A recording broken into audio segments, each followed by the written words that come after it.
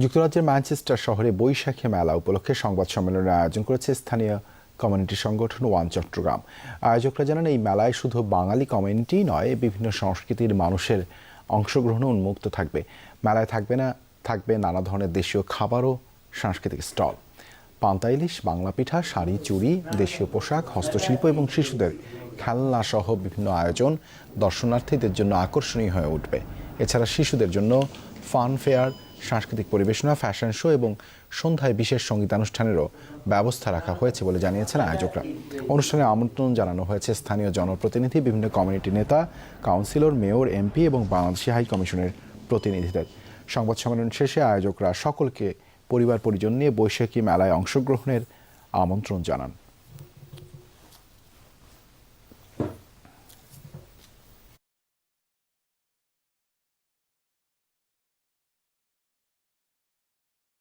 বাংলাদেশ থেকে আগত এবং এই দেশের শিল্পীরা সহ থাকছে নিশিত বড়ুয়া, রানা এবং এই দেশের সবচেয়ে জনপ্রিয় সিলেটি আমাদের শিল্পী ওয়াহেদ।